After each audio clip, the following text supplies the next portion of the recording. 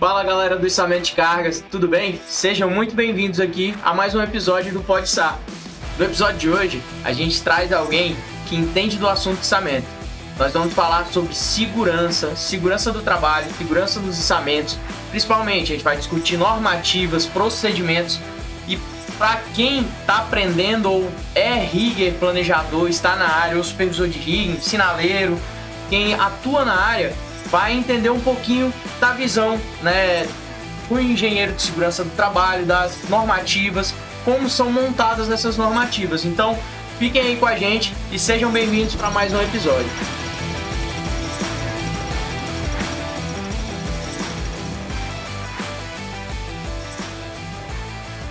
Fala galera do içamento de cargas, tudo bem? Então, antes de iniciar esse episódio, eu queria contar uma novidade para vocês. Nós estamos com turmas abertas para os cursos presenciais de rigger planejador e supervisor de rigging. Se você quer saber mais, quer se inscrever, quer fazer sua matrícula, clica aqui no primeiro link na descrição do vídeo e esse link vai te levar para o nosso WhatsApp. E lá você vai saber tudo que você precisa para ingressar nessa área, tá? E aprender com pessoas que de fato entendem do assunto. Então, clica aqui no link e vai lá saber mais um pouco.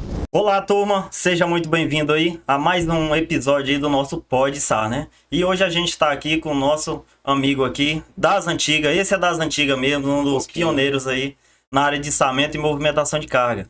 Ele é o Marco César. Marco César, é um prazer receber você aqui no nosso projeto aqui, que a gente fala sobre içamento de carga, segurança, tudo como em geral. E seja muito bem-vindo aqui, agradeço de coração aqui esse poder participar e contar um pouco da sua história e agregar muitos valores aqui na parte do içamento e movimentação de carga. É muito bom a gente poder trazer temas, conversar sobre o assunto. Eu sempre digo que conhecimento é algo que tem que ser compartilhado, né? A gente já vem aí de uma longa estrada no içamento e hoje poder estar aqui com vocês, poder falar desse tema para mim é uma alegria. Eu estou muito satisfeito, muito feliz, obrigado pela oportunidade.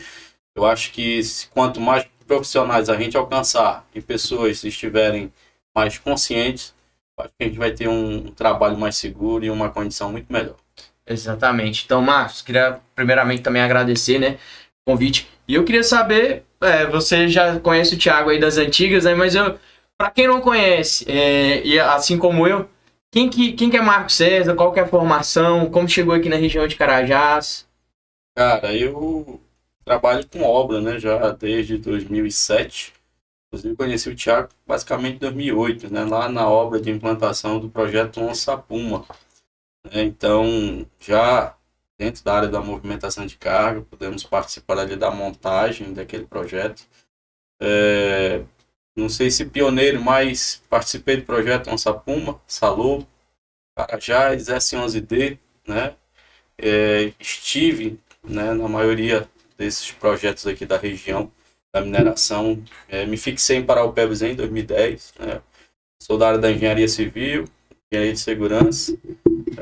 Poderia dizer engenharia de rigger, né? Mas né, a gente tem aí alguns percalços, mas trabalhando na área de movimentação de carga, né? Hoje, por uma questão de mercado e de nicho, estou mais focado na obra civil, né? Mas passei 15 anos de profissional na área de movimentação de carga, né? Passando pelas empresas aí de grande porte, como a Macro, né, que todos conhecem aqui na região, a própria Locar também, que tem, né, a maior da América Latina, né, então é indiscutível o tamanho e potencial, e aprendendo, né, eu acho que passando por essas empresas, passando por essas obras de grande porte, a gente aprendeu muito, fomos muito impactados, né.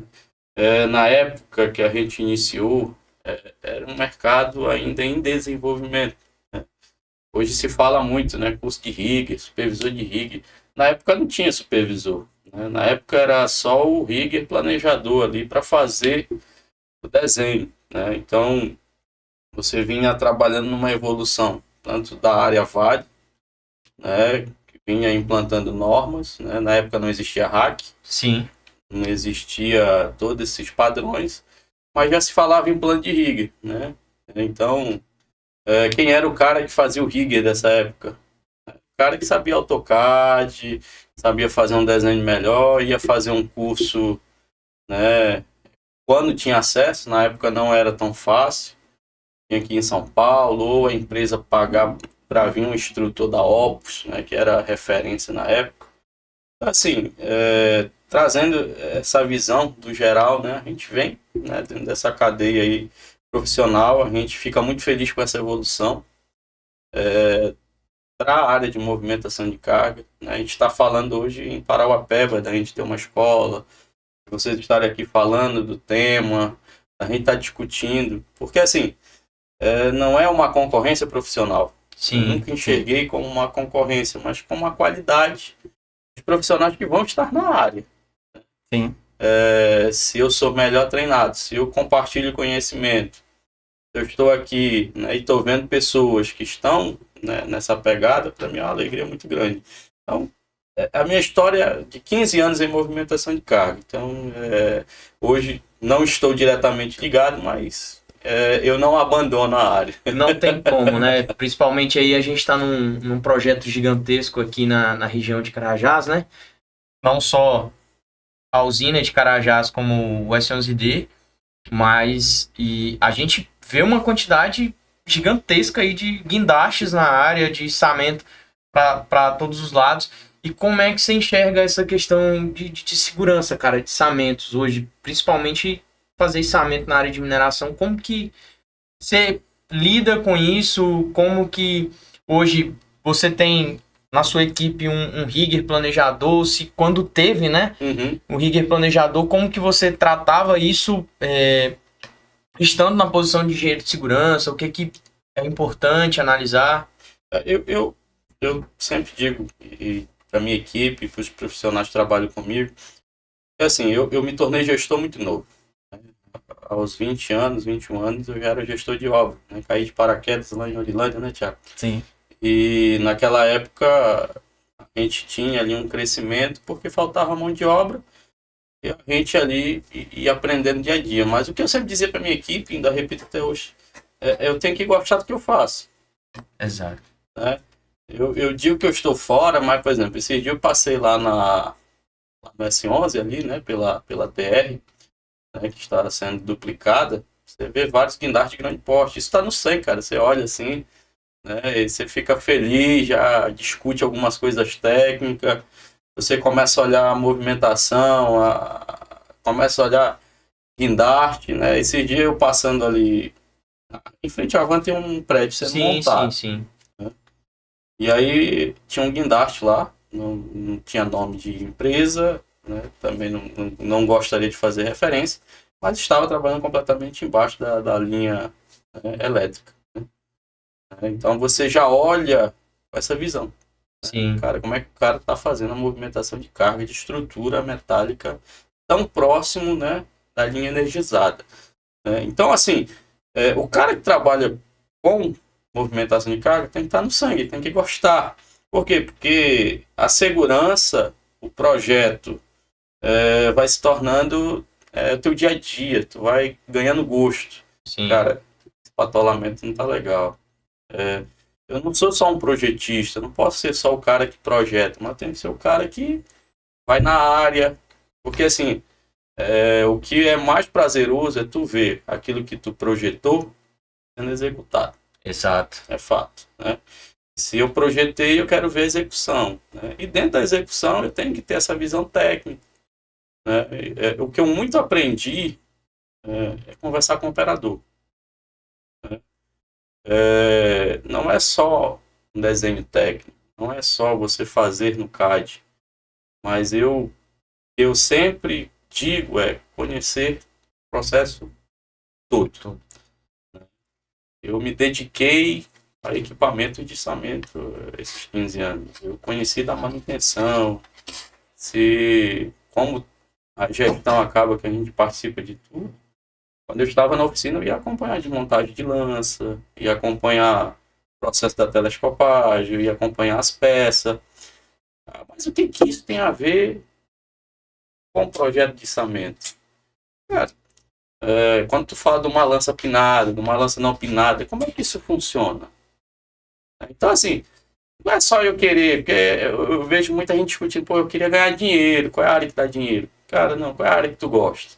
Qual é a área que tu tem prazer? Qual que você se identifica, Qual né? que tu identifica, né? Eu queria ser do içamento, mas por quê? Né? Porque eu gosto, né? Se eu disser que eu não gosto, eu tô mentindo. Eu gosto até hoje, isso é um prazer que vai ser a vida toda, né? Se eu passar do lado de uma movimentação de carga, meus olhos vão, né? Porque eu gosto. Assim como eu estou pegando gosto, né, pela área civil, como engenheiro civil. Você vê uma obra, vê uma estrutura bem feita. Então, fazer o que se gosta. Acho que é o grande detalhe do negócio. Esse daí é o pontapé inicial, né? Pontapé inicial. Eu lembro que naquela época lá em Orilândia, em 2008, assim que eu entrei, tinha bastante guindaste naquela época. Se eu não me engano, tinha em média de só de uma empresa lá, na macro era 23, 25 guindastes, né? Era, você olhava a obra, de longe você só via lança de guindaste. Né? Orilândia, a cada metro quadrado tinha um guindaste. E naquela época, Marcos, qual que era a maior dificuldade pra gente fazer uma elaboração de um plano de rig na área? Cara, é porque era novo. Né? Era novo. E, por exemplo, do consórcio, se eu não me engano, só tinha eu, né, para elaborar plano. Então era o consórcio. Era macro, Tomé e Locar. Ao total, você lembra quantos guindastes que tinha na obra? Cara, era mais de 50. Era mais de 50. Esperava 60, ficava ali entre 50 e 60. E aí é aquilo, só tinha eu, né? E não tinha ainda essa condição dessa burocracia que tem hoje. Né? De fato, o plano de rig era para uma condição mais delicada da operação, uma operação de grande porte, uma operação que o cliente tinha realmente ali uma peça com peso elevado.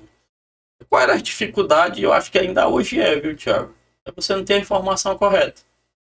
Ou ir buscar, ter o tempo para ir buscar a informação correta. Às vezes você recebeu o desenho, mas não sabia o peso. Né? Aquela peça ela foi modificada no processo de montagem. Essa peça chegou com 20, mas ainda já foi montado alguns itens. Miscelâneas. Ninguém fala, né? Então, por muitas vezes, você fazia um plano para 20, quando ia sair já estava nos 30, 25. Né? Então, essa dificuldade, ela ainda existe, ela existe até hoje. Né? Por quê? Porque quando você vai para uma área da Vale de manutenção industrial, igual é Carajás, tem muitas peças ali que você já não sabe mais a tara correta dela, você vai içar. É quase que você fazer ali um processo de desmobilização de planta. Sim. Né? Você não sabe. Então, e muitas das vezes ninguém se responsabiliza. E aqui, Marcos, só pra gente contextualizar, né? Pra quem vai nos assistir. A planta de Carajás é uma planta com 40 anos já, né? 40 anos. Então, assim, na época que não existia AutoCAD, o AutoCAD era uma prancheta, uma mesa, né? Com escalas, com escalímetro e o desenho era na mão. Então, assim, muita coisa foi acrescentada, acrescida, né? E não se tem esse controle. E aí, assim, na montagem, Thiago, lá a gente tinha essa dificuldade, né? E do conhecimento. Né? Naquela época o conhecimento ainda não era tão amplo. Operador, quem eram os operadores de guindaste? Era o cara que era muqueiro e a gente deu a oportunidade para ser guindasteiro. A gente não achava guindasteiro. Operador de guindaste no mercado. A gente tinha que treinar o cara. A gente trazia ele de algum equipamento, né? Desenvolvimento ali em caminhão guindalto e subia para guindaste. Na época ainda tinha guindaste de 30, hoje acho que no mercado a gente quase não enxerga mais porque ele se tornou inviável, né? Hoje é 70 e tal. Né? E quando eu olho para a planta, e eu tive em manutenção industrial também por muito tempo, você tem um problema. A maioria das plantas elas não foram feitas com a condição para manutenção. Já teve projeto assim. E aí é bacana, aí eu digo que é bacana para o cara que é o profissional de rig de verdade. Ele vai olhar não só para a condição de levantar, ter uma posição e saco. Não. Você vai ter que dar uma opção de engenharia para o cliente. Então, nessa hora, um profissional que conhece mesmo o rig, ele vai ser diferenciado. Você vai fazer um balancinho, você vai fazer um suporte, você vai buscar um dispositivo para o cliente. esse cara vai ser diferenciado, porque agora ele não vai trabalhar só com a questão, né? Ah, tá aqui, passa para cá. Então, beleza, eu vou definir aqui material, tudo. Mas e aquilo que não tem um olhar, aquilo que não tem um acesso? Eu, como profissional, o que que eu vou fazer? Então, essas dificuldades, por exemplo, eu tive por 3 anos na planta do Porto de São Luís. É mais antigo, é a mesma idade, né, de Carajás. Assim, tem muitas dificuldades de acesso, de projeto, né? Então, o cara que gosta, o cara que é diferenciado, ele vai começar a ter esse olhar. Cara, tem que tirar esse tambor, mas não tem acesso. E aí? Tem que tirar o tambor para fora, né? Então, bora fazer um dispositivo deslizante para trazer para a posição de içamento, né? Então, a gente vê muito esse contexto, né? Você sai de montagem, ela é um cenário muito bom porque você está montando, né? Tudo novo, né? Tudo Tudo novo, já é projetado, então é você bem mais fácil. tá ali levando, né? Tive a infelicidade de tirar equipamento tombado de serra, da própria Carajás. E aí? Como é que tu vai fazer teu plano de içamento numa ladeira? Caramba. Então, assim, as dificuldades adversas. Eu já fiz fogueira, eu passava embaixo em pé, né? Então, por quê? Porque eu tava patolado em serra. Um local em declive, né? Declive excessivo. E aí? Ou fazia ou não tirava seu equipamento. Eu não tirava, né? Então, dentro desse contexto da experiência é isso, né? Hoje eu vejo a turma achando que é muito básico. E aí Sim. foi aquilo que eu disse, né? Ah, eu vou descarregar uma carreta, fazer plano de rig. Um plano de carga, né? Ali é básico, né? Mas e aí, uma condição adversa, e sim. E às vezes tem profissional que está achando que é isso, né? Está se habituando àquele básico. E quando ele se deparar com o complexo, às vezes ele vai ter dificuldade. Por quê? Porque ele não tem aquela visão realmente do que é um içamento complexo, né? A gente se habitua muito aqui a trabalhar com lança. Sim. Né? Dificilmente você vê. Eu fiz projeto para parque eólico. É totalmente diferente. Você vai trabalhar a 100 metros de altura, né, com um guindaste todo montado.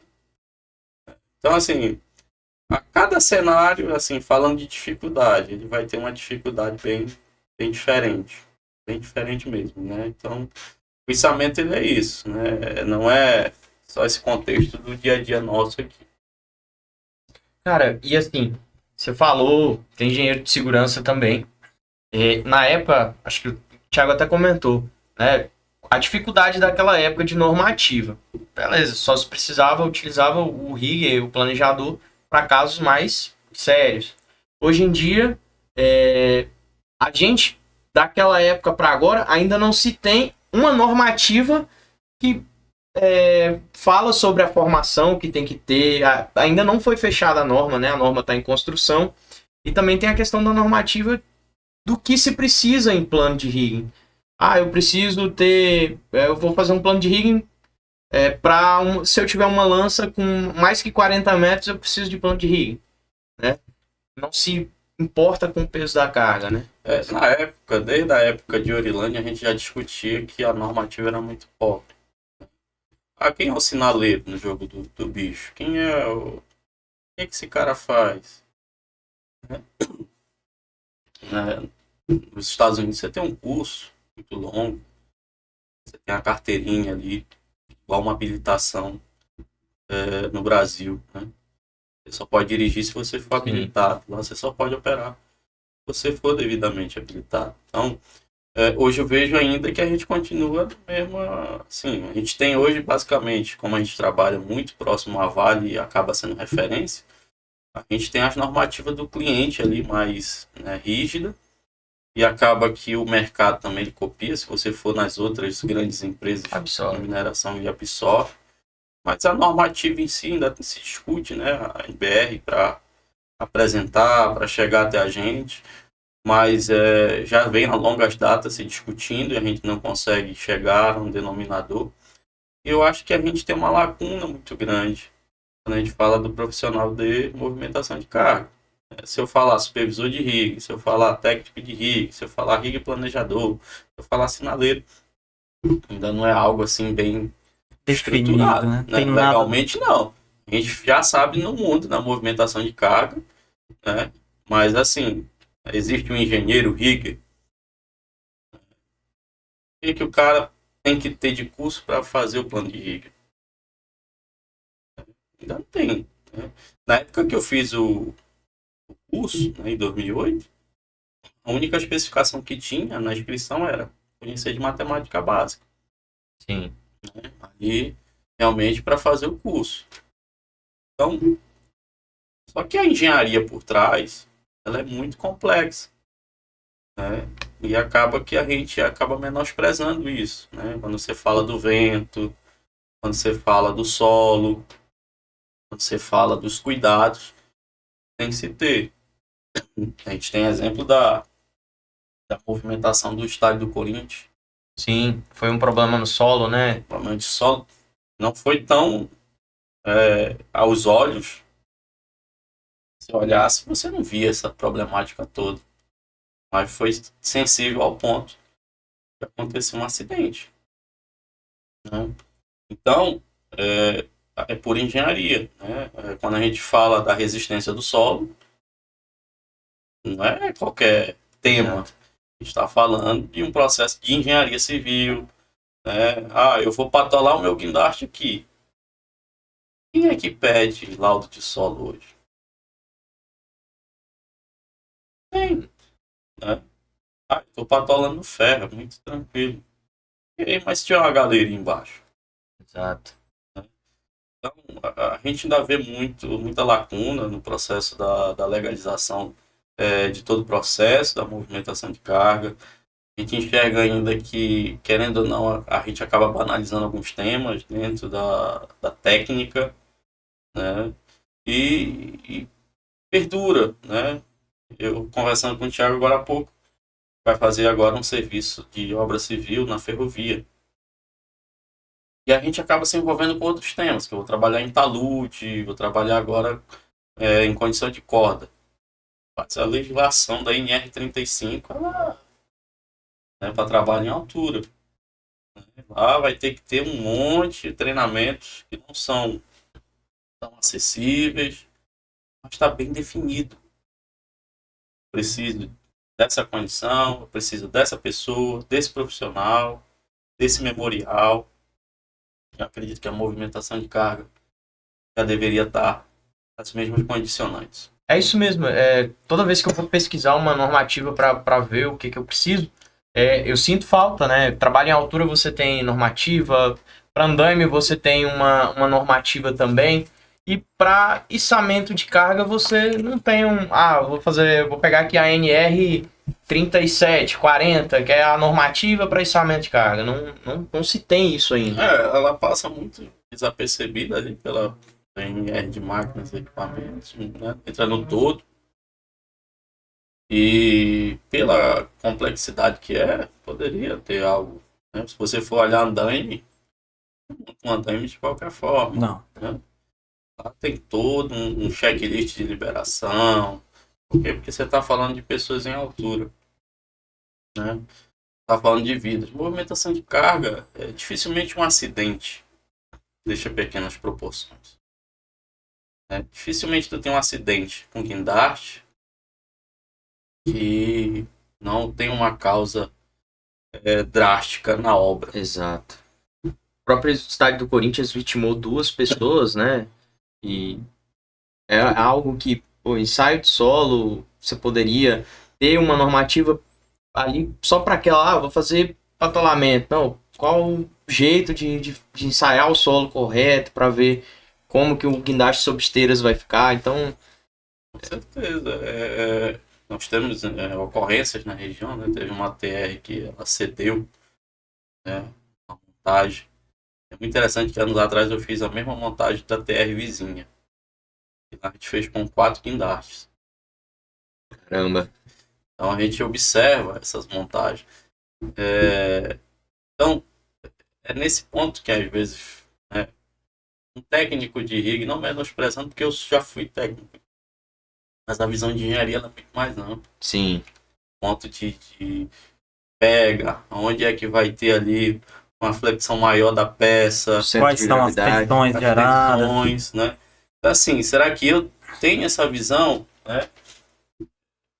Profissional para isso, ele já deveria, né? O fabricante me disse onde pega, ok. Mas nem toda vez o fabricante vai te passar essa condição. Sim. Então, eu tenho que ter essa mente de me questionar. E na época que eu comecei, não, era só achar um ponto, né? Vamos içar. Né? E muitas das vezes ainda acontece isso, né?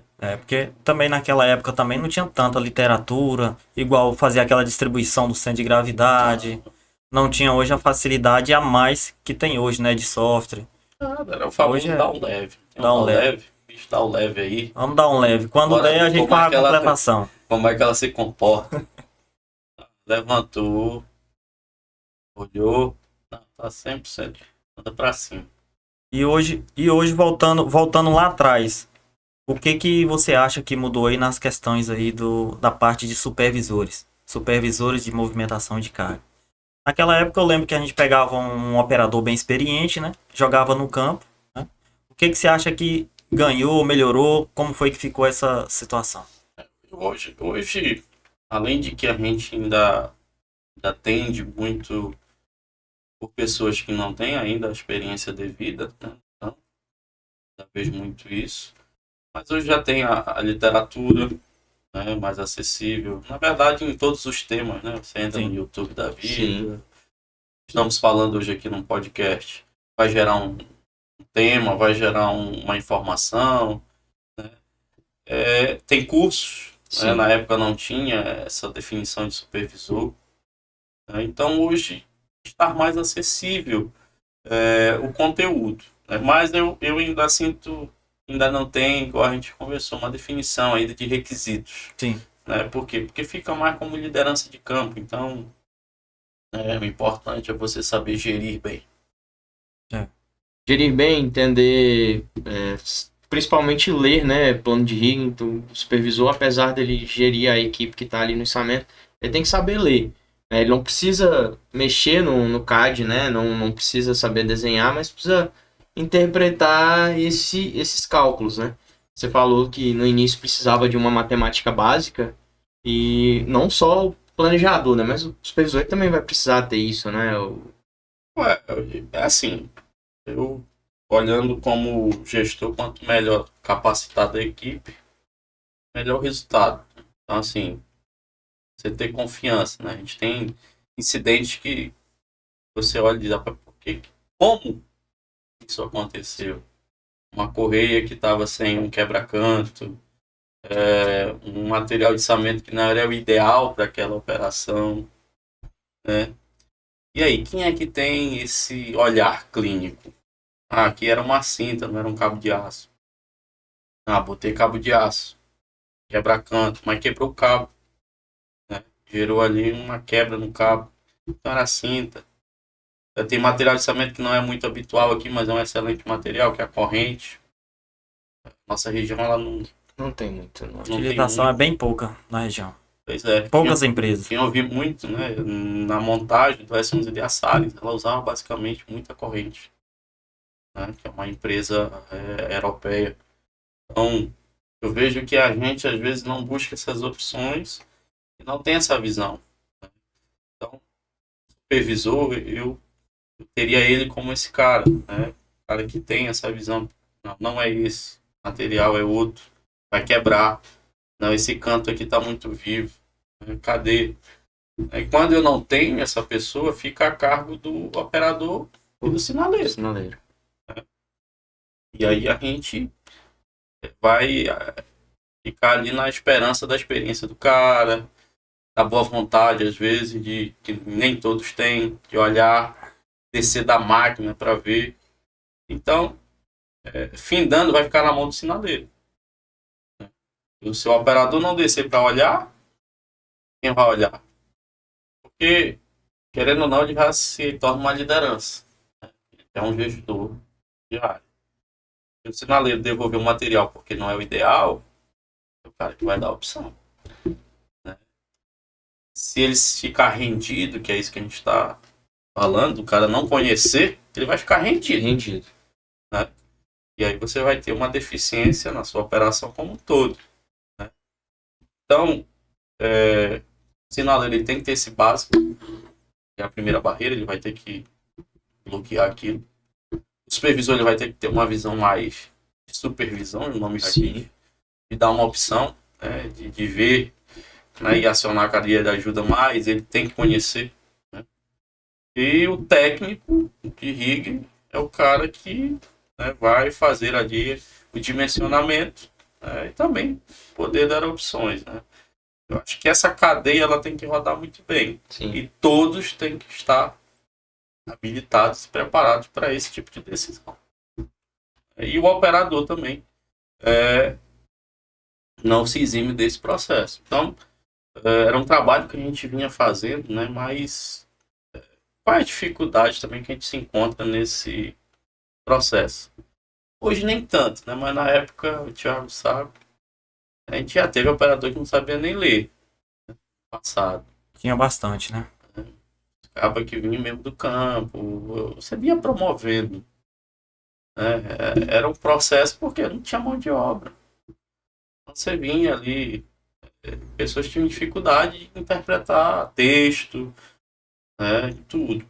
Hoje não. Né? Eu tinha um operador que eu conversava. Dizia, ó, no futuro, para você operar um guindaste, no mínimo, meu ponto de vista, no mínimo, o cara vai ter que ter um curso técnico. Só que eu ainda não enxerguei esse futuro. Hoje ainda não está.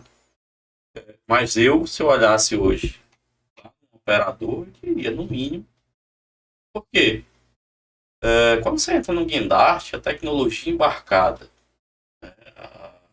computador, os bloqueios que tem tecnológicos, eles são absurdos. Né? Se eu não entender pelo menos o básico de como aquilo funciona, como é que eu operacionalizo? Então eu sempre dizia isso, ó, no futuro, no mínimo, os técnicos. Por quê? Porque é o conhecimento, né, da máquina que eu estou conduzindo. Sim. Claro, hoje tem entrega técnica, tem todo um processo que é normativo, mas ainda é muito pobre. É muito pobre. Ainda tem muita brecha. Né? E aquilo, eu estou com pressa de botar a obra para rodar, meu. O que aparecer, apareceu, tem experiência comprovada, então vem pra dentro. Felizmente. Quantos aí tem regra de ouro, incidentes, até acidentes, estão no mercado? Não estou condenando porque eu não tenho esse direito, jamais. Né? Mas ele passou por uma reciclagem, a gente conseguiu entender. Eu também entendo que ninguém quer se acidentar. Sim. E aí a gente vai entrar num ciclo do fator humano. Eu não tomo uma máquina porque eu quero. Perco um braço porque eu quero. Eu não queria perder meu braço. Mas e aí? Que trabalho foi feito com aquela pessoa? Todas as vezes, isso é mercado. Às vezes você condena sempre o profissional. Sim. Descarta e ele tem que ir para o mercado. E às vezes ninguém faz um trabalho de reciclagem com ele. Mas isso não é só movimentação, isso é no geral. A gente olha muito e achar culpados. Mas uma coisa muito importante hoje, a gente tem que achar a real causa para ser tratado. Porque se hoje a gente bater só no culpado, a gente não consegue identificar qual que é a causa para a gente conseguir eliminar aquele risco. Porque se nós buscar só o culpado, aquele risco vai continuar existindo e vai continuar acontecendo acidente. Você trabalha com duas condições, né, que a gente fala muito, é o trabalho virtual e o trabalho real. E aí o técnico planejador de rig, ele não pode cair nessa. Qual é o trabalho virtual? Eu sentado aqui no meu computador, de boa, faço um lindo plano Tá lindo, você vai pegar aqui, vai girar, vai fazer. É o trabalho virtual. Qual é o trabalho real? Eu chegar com uma máquina de grande porte, olhar a interferência, olhar a área de patolamento, olhar solo, olhar as interferências aéreas. Então o cara que planejou isso tudo, tá lá. Ele vai ter o trabalho real. Quantas vezes a gente não erra no trabalho virtual? Sim. Né? Ah, aqui vai Bastante. girar a peça, vai ficar tudo. Né? Então, é pro real. Né? Então, o que acontece muito nas nossas atividades é isso. Tem uma linda aqui, um lindo processo aqui, um PRO aqui para executar. Mas lá na campo, dá para fazer dessa forma? Consigo executar o que tá pedindo? Consigo. É por isso que a NR hoje está colocando quem no processo? O executante. Porque a gente tem esse vício. Sim. O cara executou errado. Como? Deu uma opção, tu escutou ele. Né? Então, escutar a operação não é o melhor caminho. E hoje a gente é normativo, a gente tem que escutar. Ele tem que participar do processo ali de planejamento da atividade. Então, a gente precisa fazer isso. E também a gente pode condenar um profissional lá na frente. Muitas das empresas trabalham montagens e tudo mais. Eu trabalhei na área aí com montagem também. O que eu sentia falta era de ter um procedimento de içamento, né? Assim, você tem os PROs do cliente, né? Nosso maior cliente aqui, você tem os PROs, os procedimentos. Mas quem está executando ali de fato a atividade, fora do cliente, onde o cliente não está exigindo ali trabalhar dentro dos seus procedimentos, a pessoa vai se ater somente ao que a norma pede. Mas somente o que a norma pede, às vezes, pode ser bastante perigoso, né?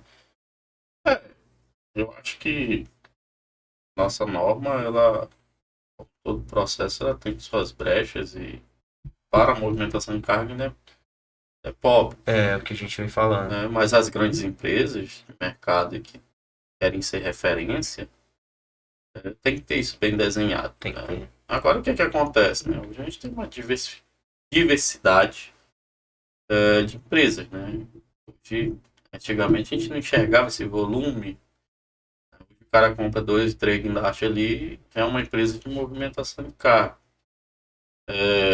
E você tem um cara que vai executar uma operação naval de grande porte e tem um cara que vai içar um carro que tombou a empresa dele. Sim. E nem se tu acha que a norma é ruim, ele não segue nem a norma. Né? Então, realmente isso penaliza muito ainda. Né?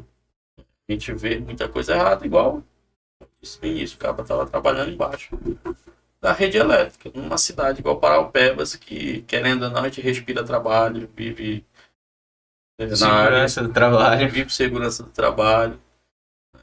Então, você tem uma discrepância muito grande. E é isso que a gente trata, né, Thiago? Cara, lá na Vale eu sou um santo. Área do cliente, né? Aí, quando eu chego aqui embaixo eu me liberto. Se solta. Se solta. Cara, agora a segurança É opcional. é opcional, né? Então, por que o Estado às vezes é tão próximo? Hein? Eu digo isso. Por que eu tenho muita fiscalização de trânsito? É porque a gente não aprendeu esses valores. Né? A gente não tem essa evolução. Né? Quando a gente olha para outros locais, né? Aprende de berço algo, segue. Sim. Né? Culturas. Né? A gente ainda é um bebê falando de cultura, né? Tem 500 e poucos anos. Mas quando a gente olha para o todo, quanto mais você absorve isso, menos você tem influência do Estado, menos você tem influência do técnico de segurança, menos você precisa estar de alguém te olhando. Por quê? Porque aquilo eu já absorvi. Eu vou executar, eu vou botar meu cinto de segurança, vou botar meu capacete, né? Lá em cima eu vou fazer a minha atividade com segurança.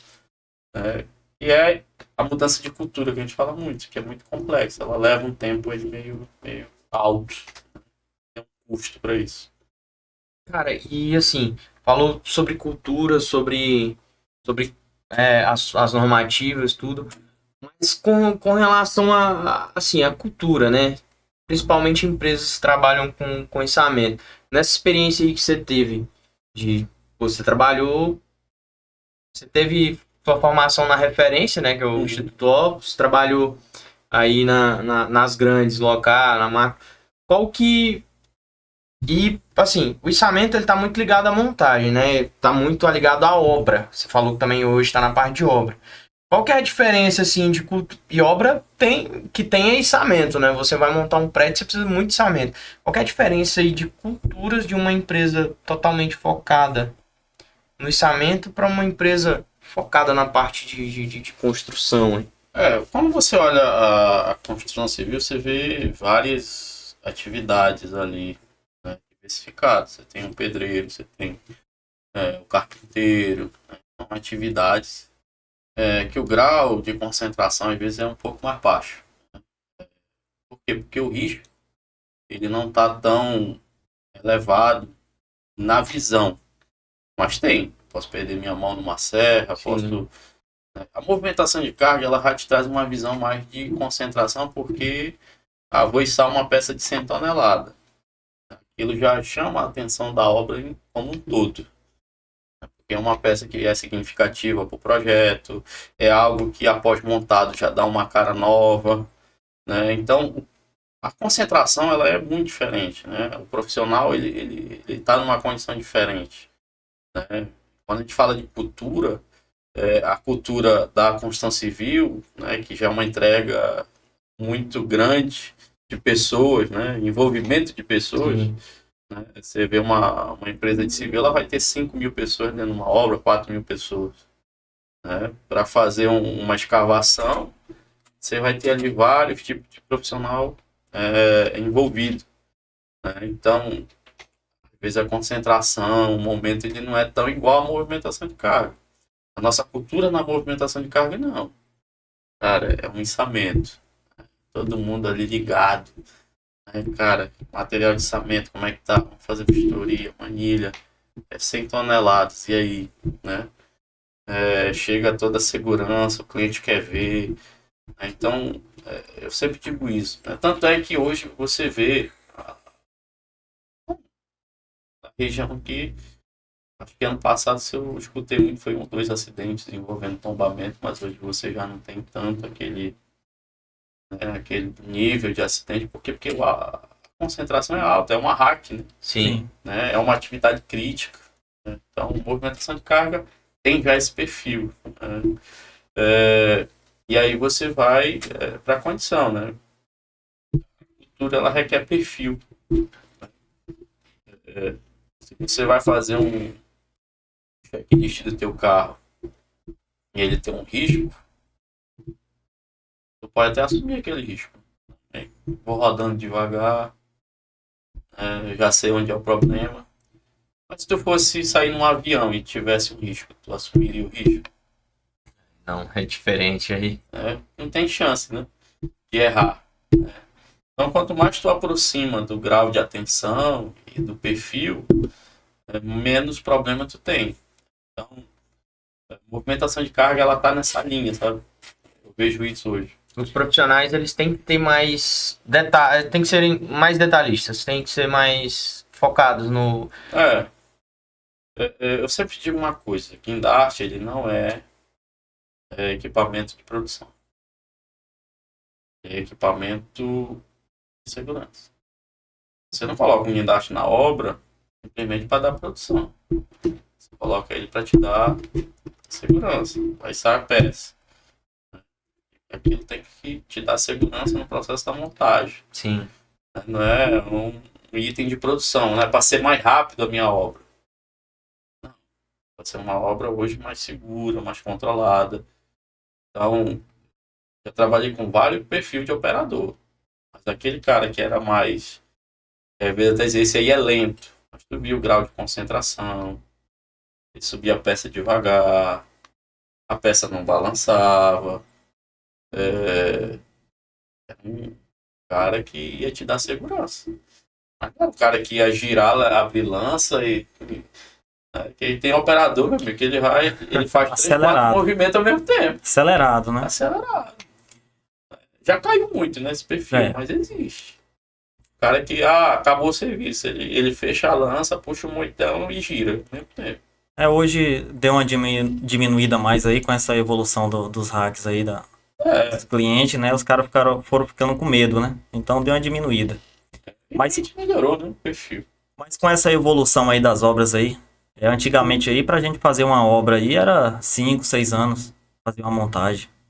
Porque vinha a civil, aí depois é que vinha a eletromecânica atrás fazendo. Hoje não, hoje como é que você enxerga essa evolução que hoje tá vindo a civil, antes de finalizar as bases ali, a mecânica, a eletromecânica já tá chegando ali para fazer a sua pré-montagem, para dar um segmento maior na obra? Eu acho que a obra que mais me chamou a atenção e foi um aprendizado muito grande foi o S11, né? Se vocês tiveram a oportunidade de participar de alguma parte do processo, mas ele foi feito tudo isso que tu pontuou ao mesmo tempo. Enquanto a civil caminhava, enquanto você fazia a supressão ainda para abrir espaço para entrar civil, para fazer a base, a eletromecânica já estava sendo feita lá na entrada ali de Canaã. Né? Fazendo os módulos. Os módulos. Então você teve um transporte especial muito grande, que aí faz parte da movimentação de carga também. Você teve uma movimentação de prédios, de 1.000 toneladas, 1.500 toneladas. Basicamente 40 km de distância. Chegando lá, você teve içamento. Você tinha guindaste de 1.300, acho que era 1.300, era 1.500 toneladas na obra. E aí eu aprendi logística, né, cara? E você observando os caras trabalhando, a experiência que os caras têm, você vê, por exemplo, a máquina, eles não desmontavam a máquina, metiam a linha de eixo embaixo, ia andando na obra, né? Então, assim, eu tenho essa visão, né, desse mundo já de Lego, né, pré-montado, né? Hoje você tem aí as casas elétricas, antigamente você levantava a parte civil para fazer, não, hoje você chega com o eletrocentro pronto, faz o içamento, acabou, você vai fazer só as conexões elétricas ali, mas aí já tá, né? Então a pré-montagem, né, é muito interessante, né? Agora, ele tem seu risco, né, igual teve lá no projeto que cedeu, né, a estrutura. Deu um colapso estrutural. Estrutural no içamento. Né? Por uma visão de engenharia. Sim. Mas assim, o mundo caminha cada vez mais. Daqui a pouco a obra civil vai ser o quê? Eu chegar com meus módulos prontos e o guindaste montar a casa. Vai ser isso aí. Que hoje já tem também, né? Já tem muito módulo já pronto. A modernidade vai ser essa. Você já tem prédio, né, pré-montado. Você só chega e monta o guindaste. E cara, você comentou aí S11D, hoje você trabalha em Carajás, né? E são dois cenários totalmente diferentes, né? Para contextualizar aqui, S11D era o início, era uma implantação, era um terreno aberto, você podia chegar lá, posicionar e montar. Agora você tem aqui uma visão de Carajás, que é uma usina pronta há mais de 40 anos, e você tá lá dentro com a usina rodando, você tá montando um prédio do lado, tá montando uma casa de transferência ali embaixo. Enquanto isso, tem um peneiramento funcionando, tem uma britagem funcionando, tem a produção fazendo pilhas de material para poder produzir no tempo de parada. Na visão de segurança, qual que é a diferença e quais são os cuidados que tem que tomar aí, cara, para fazer içamento? Quando você tem várias interfaces, né, de áreas diferentes, você vai ter uma interface operação, né, com implantação ou manutenção. Sim. Cara, é aí que tá, né? Por isso que eu digo, a gente não pode pensar só no içamento. Sim. Né? Eu tenho que conhecer de bloqueio, tenho que saber de energia zero, eu tenho que entender que ao meu redor tem todo um contexto que pode me trazer insegurança para a operação, para a minha vida, para a vida dos outros. Por isso que a gente acabou de falar de perfil, cara. O cara que vai trabalhar num estado crítico desse, num grau de risco desse, ele tem que ter um poder de concentração, de visão, de percepção muito grande. Essa correia está rodando bem aqui. Qual é o risco que ela me traz? Tem as grades de proteção? Não tem. Seria melhor isolar? É melhor bloquear? Não, mas eu vou girar só para cá eu não vou. Mas qual é o contexto e qual é o risco? Né? O que a gente sempre encontra é muito isso.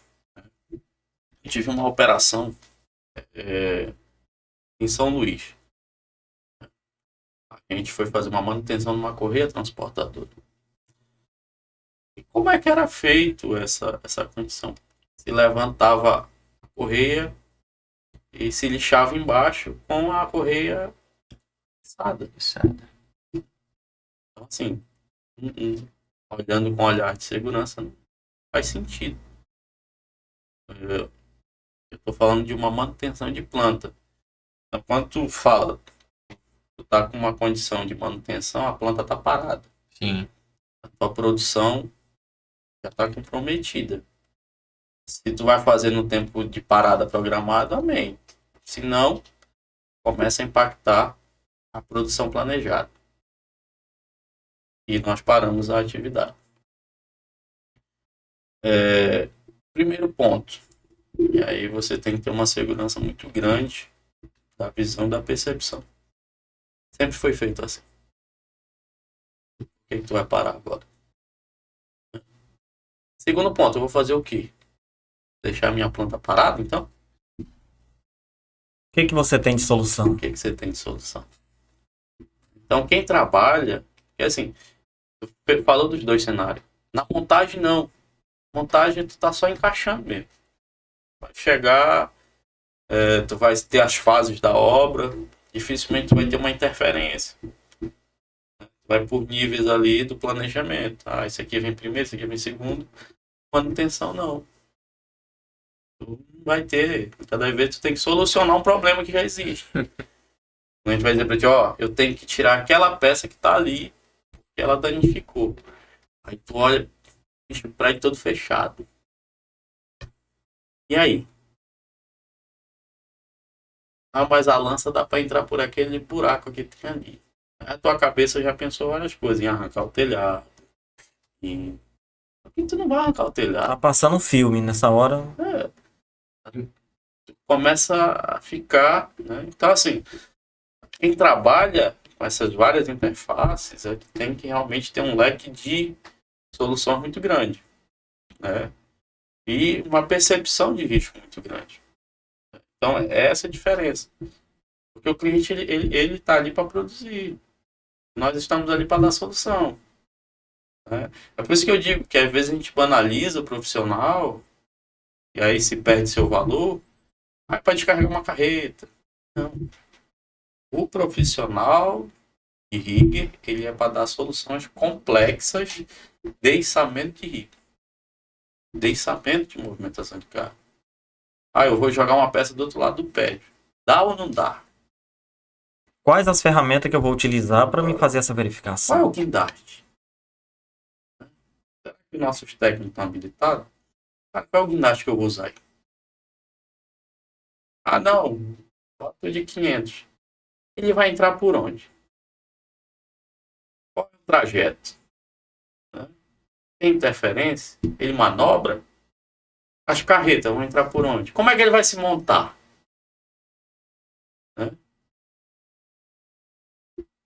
Quem é que vai dar essa solução? Sim. Às vezes eu acho que a gente tem uma visão muito pobre do profissional. Ou o próprio profissional tem uma visão pobre. Eu sempre dizia uma coisa pra turma. Rapaz, bicho, te imagina lá.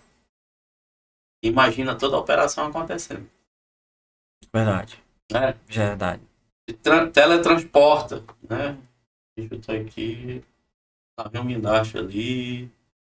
Agora vai entrar as carretas. Eu já tive operação que a sequência de carreta deu errado. O cara entrou com as carretas numa sequência errada. Eu já tive mobilização que chegou o guindaste sem bochecha ou sem a placa base. Como é que eu monto? Chegou todos os contrapesos, só não chegou Principal. a principal. Mas aí eu conheço. Eu como supervisor, eu como técnico. Né? Então, esses cenários é que divergem muito. Né? E na implantação eu digo uma coisa que sempre me deixava muito tranquilo. Todo mundo se ajuda. Sim. Operação não, já é mais crítico. É tu e tu.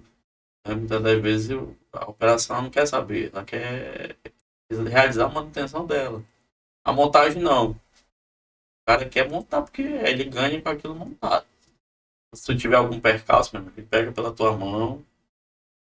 Vamos se ajudar. Vai ajudar. Mas a operação ela já é um pouco mais delicada. Porque o cara tá focado na manutenção dele. E tu é só ali mais um auxílio. Né? Não é o item principal. É só mais uma peça do quebra-cabeça, né? Só um suporte. E Marcos, e a gente tá falando tanto aqui do profissional, do rig planejador, do supervisor de rig. E hoje o que você daria de conselho para esse profissional que está começando, quer enganjar na área de içamento, movimentação de carga? Qual atalho você daria para ele de conselho nesse momento? Cara, é aquela coisa, né? É bota suja. Eu vivia no meio da operação. Sim. Claro que a gestão ela consome muito. Nem sempre você consegue se dedicar a todos os lados. Mas até hoje, eu sempre tenho essa prerrogativa. Conheça do todo. Né? Porque é aquilo. Eu vou içar, mas eu tenho aquela interferência. É só abrir um pouco menos a lança. Eu já ouvi muito isso. Né? Não, tu só abre um pouco a lança e faz a operação. Mas se essa lança for pinada?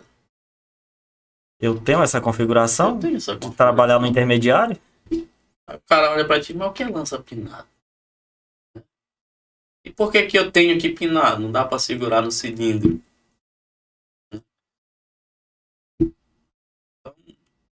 Mas na minha frota tem um guindaste que não é pinado. É uma opção. Então, o profissional tem que conhecer todas as interfaces.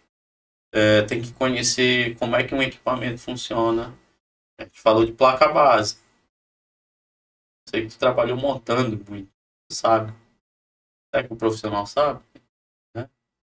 Sabe qual é a configuração? Sabe por que lá na tabela de carga dele tem vários números de contrapeso? Né? Por que eles mudam? Né? Eu posso fazer com mais, com menos? Né? E eu já vi, sabe, Thiago? Né? Eu não estou falando aqui por uma condição. Já vi, o cara só bota ali. Acontece. Ele olha a tabela, ele sabe ali, a tabela tá me dando. Né? Mas aí o operador diz, não, mas tem uma situação de lança melhor. Por quê?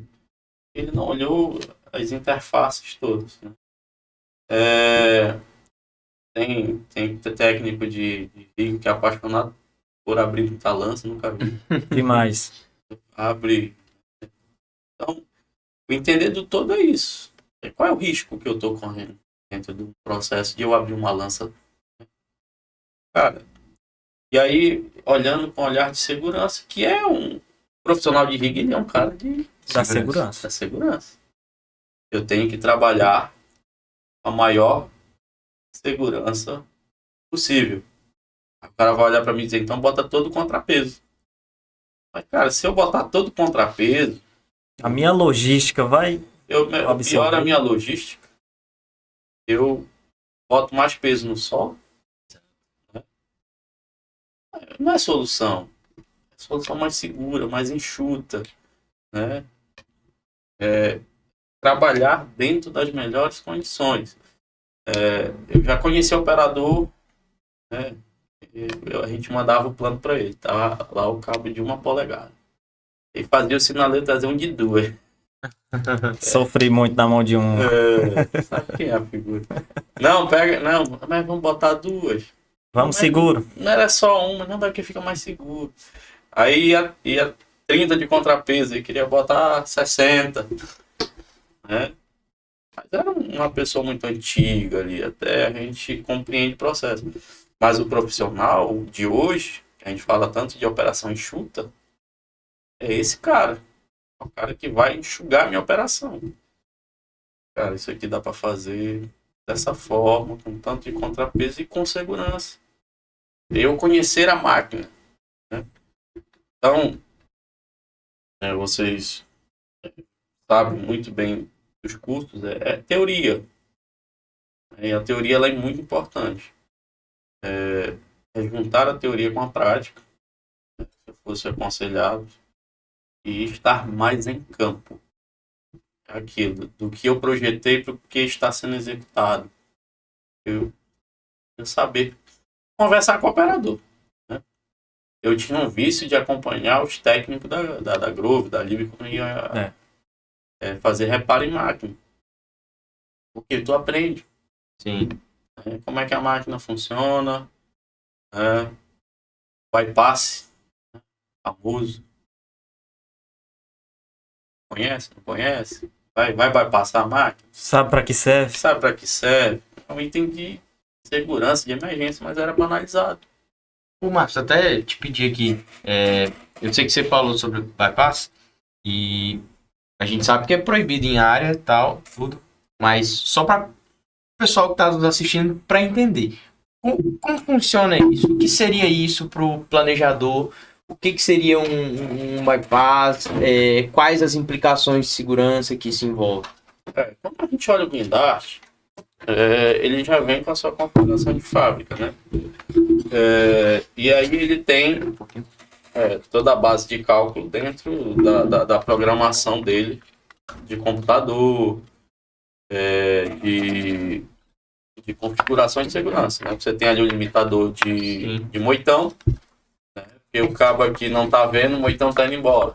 Ele vai enforcar lá na cabeça da lança, nas polias. Né? Já aconteceu de moitão cair. Né? Sim. Mas como é que eu ultrapasso uma barreira de segurança? É o bypass. Mas para que existe o bypass, já que ele vai bypassar a segurança? Como é uma questão de emergência. Meu equipamento ele trava. Está numa condição de perigo, eu vou usar para retornar, não para avançar. Eu cheguei ao raio limite da máquina para aquela operação, ela travou. Eu vou bypassar ela para retornar, pra trazer ela para dentro da capacidade. E por que era usado de forma errada? Eu dei 100%. Só mais um pouquinho. Mas eu vou só mais um pouquinho. Tabela americana, tabela europeia, eu ainda tenho aqui uns 15%, 25%. Né? Meto a chave. E aí isso causava acidente. Ou então, quando você tinha um erro de computador e a máquina estava travada. Ele bypassa aquele erro do computador, mas também ele deixa todos os itens de segurança da máquina bypassado. Né? Ela não vai bloquear com nada. Ele elimina todos. Ele elimina todos. Todos os itens de segurança. Então, bypass, ele é um item de segurança para tirar a máquina de uma condição de risco. Fora isso, ele não é para ser usado. Né? Quando a máquina está com grau zero também, né, no berço, ela bloqueia, porque tanto o moitão quanto outras condições estão bloqueadas. Então, para você tirar algumas máquinas do berço, da posição que está para tráfego, né, você usa o bypass. Mas fora isso, não é para ser usado. Show de bola. E até mesmo esse bypass aí é dos últimos tombamentos de guindaste que teve, os operadores utilizaram ele, né? Inclusive aqui em Carajás, foi essa ferramenta aí que o rapaz usou, né? Eu olho hoje o guindaste para quem gosta de tecnologia, para quem ama içamento, né? Você vê assim, cara, a máquina ela só vai tombar ou acontecer um acidente por uma falha muito grande. Ela tem muito recurso. É pressão de patola, é tabela, quando está limitando, tem hoje o sinalizador ali de luz. Então, assim, tem muito recurso na máquina Sim. de içamento. Né? Então, se você seguir a cartilha, o sucesso ele é garantido, né? Mas muitas vezes a pressa, a má condução, o perfil realmente tem prejudicado. E só pra gente caminhar para o encerramento aqui do nosso podcast, nesse nosso podcast aqui a gente tem um quadro que chama Carga Pesada ou Içamento de Sucesso, né? E o içamento de sucesso. Içamento de sucesso é uma situação, pode ser alguma situação durante sua vida, pode ser relacionada ao içamento ou não, que você hoje recorda e sente orgulho. Fala, pô, isso aqui foi um içamento de sucesso. E o carga pesada foi uma situação que você aprendeu com ela, mas que não foi tão legal, uma situação até complicada relacionada a içamento ou não. Foi uma situação que você recorda, pô, não deu certo, mas eu aprendi com isso e aprendi isso aqui com essa situação. Içamento de sucesso não foram poucos, né? Foram vários. A gente aprende durante a vida. Mas dentro do içamento, eu acho que o mais suscetível assim, foi as movimentações que eu montava a máquina toda. Tinha uma maior alegria de ver blindagem de grande porte montada. Até hoje tem. Né? Porque é uma logística muito grande, um planejamento muito grande, sendo ele de esteira, né? Sendo ele aí uma máquina de 500, né? Buff, com jib, mini jib e tudo aquilo que tem na máquina. Quando tu usa todo o recurso da máquina, eu acho assim, você olha assim, fica muito satisfeito, né? Eu acompanhei e fiz o plano de uma montagem eólica. O espaço que você tinha para a peça passar a 100 metros de altura era muito pouco. Você montou a máquina de 500 toda, 100%. Tudo que vem de recurso nela estava montado. Então ali realmente foi algo assim. Até hoje, quando eu vejo uma movimentação completa, massa, você. Os olhos ainda enchem d'água ainda. D'água. É bacana, cara. Assim. E a gente tem um vício aqui de não usar, porque não precisa. Né? Então eu passei esses dias lá no Nations Day, né, que eu havia comentado, as máquinas estão todas montadas, jogando a alturas elevadas. É para isso que o guindaste serve. Sim. Então, isso me enche de orgulho. E quando a gente olha para o nome? Carga pesada. Carga pesada, cara, eu acho assim, que o mais complexo da gestão para a gente é pessoas. Sim. Né? Então, quando você vê que você aposta em alguém, que aquilo não dá certo, né? Eu já tive como tombamentos, e tive pessoas que eu promovi, assumi risco, e no final causaram grandes problemas. Aquilo realmente te maltrata muito. Então, a carga pesada que a gente carrega na gestão não vai ser máquina. Eu digo isso. Máquina é aquilo, tem recurso, tem tudo. Pessoas não. Pessoas são imprevisíveis. Né? Pessoas você contrata, você entrevista, você treina, e nem sempre o resultado ele é aquilo que você espera. Então, o líder, né, ele tem que ter essa habilidade. Então, é a carga mais pesada que a gente carrega. É a gestão de pessoas, é saber lidar com pessoas, é ter inteligência emocional. Né? Então, hoje o mercado ele não procura o QI, é o que é, né? Sim. É a inteligência emocional. Então, assim, eu já passei por várias frustrações dentro desse processo. né, que não foram fáceis, né, trazem ali o amadurecimento, mas eu acho que até hoje é uma carga pesada. Complicado trabalhar com Verdade. pessoas. Então, Marcos, queria agradecer mais uma vez aí você ter aceitado esse convite, tá?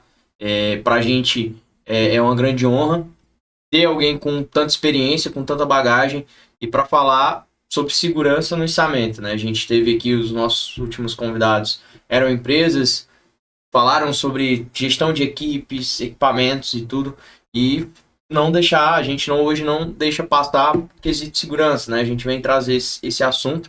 E, cara, muito obrigado, né, Thiago? Thiago que lançou a ideia, vamos levar o Marcos, conhece demais. Falei, ó, de bate pronto, vamos. Né, Thiago? Bacana.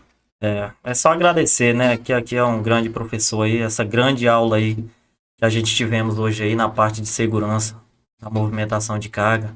Grandes aprendizados, tanto nesse quesito aí de cargas de sucesso, né? Quanto nessa de gestão também, né? Então, eu agradeço, né? Quanto mais pessoas puderem divulgar e transmitir conhecimento, vai ser melhor. Eu sempre Melhor. digo que conhecimento ele só serve para uma coisa, para ser compartilhado, né? Então, Verdade. espero que surjam mais profissionais capacitados, né? Espero também que o mercado reconheça melhor, né, Sim. profissionais. Eu trabalhei por 15 anos em empresa de logística e equipamentos e espero que cada vez mais a gente tenha profissionais capacitados e bem reconhecidos no mercado, né, dentro, né, desse mundo que é a movimentação de carga, né? E parabéns a vocês, né, pela ideia, pelo cenário, por trazer isso para Parauapebas. A gente precisa acompanhar a mídia, a comunicação, né? A gente precisa alcançar pessoas. E hoje, eu acho que ferramentas é o que não falta. Então, parabéns, sei que vai ser um case de sucesso. Né? Estamos às ordens, né? Para divulgar, ajudar e participar, cara. Se um evento desse alcançar pessoas, né, seja uma que amanhã evite Um ganho muito um grande. acidente, né, ou se interesse em conhecer melhor, já é um ganho. Com certeza. Né? Então, parabéns, obrigado pelo convite e estamos às ordens. Né? O Marcos, Estamos aí para contribuir. só antes de encerrar, qual frase assim que você carrega junto consigo nas obras, na área de içamento, que você gostaria de que quem se interessa ou quem trabalha na área, que gostaria que essa pessoa fixasse essa ideia, essa frase e guardasse consigo e levasse aí nas operações da vida? Cara, em São Luís a gente fez existia já um adesivo nos equipamentos.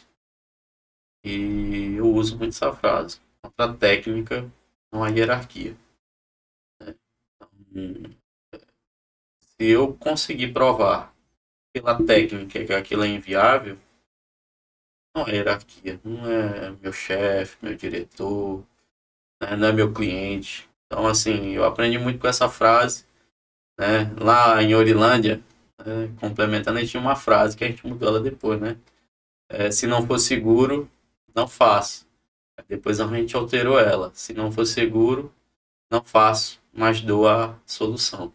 Então, são duas frases que eu carrego que vieram do içamento que, cara, é o básico. Para mim, dentro dessa profissão, dentro desse processo e de qualquer outro. Contra a técnica não há hierarquia. Perfeito. Cara, e vamos. Todo final de podcast a gente faz um brinde, né? Então, muito obrigado. Aqui que esse brinde e esse momento a gente consiga movimentar mais pessoas, trazer mais pessoas, né, Thiago? A gente está com turmas aí abertas para supervisor de rigging, rigger planejador. Thiago é o cara, né, lá do campo, a gente encontra ele na área. E tá com a turma aberta, supervisor de rigging, e tem aula prática também, né? A gente vai para campo. Inclusive, o Marcão já se prontificou, né? Na próxima aula que tiver agora aqui de supervisor de rigging, ele já vai dar seu parecer lá e encontrar grandes experiências lá, como ele cantou aqui para nós. E fazendo um adendo, tá? Para quem não coisas. Mas o Thiago é um cara que veio do campo. Tá? Sim. A gente conversamos outro dia. E para você ver que não é a sua posição que determina aonde você quer chegar. O Thiago, ele foi sinaleiro. Ele trabalhou comigo, ele era sinaleiro. Entrou de ajudante, né? Ajudante, né? E hoje é um cara de formação, de conhecimento e de visão operacional como poucos. Então, se quiser adquirir conhecimento, né, Thiago? Com certeza. Tem que buscar. Show de bola. É Show isso de aí. bola. Pessoal, então, esse episódio, espero que vocês tenham gostado. Deixa o like, se inscreve aqui no nosso canal, no PodSar. E toda segunda-feira a gente vai ter conteúdo, a gente vai ter convidado, a gente vai ter gente para falar de içamento, para falar sobre segurança, né, que foi o tema de hoje, para falar sobre indústria. Então, esse é o PodSar, o seu podcast do mundo industrial. Então, um forte abraço e muito obrigado por ter nos acompanhado aqui hoje, né?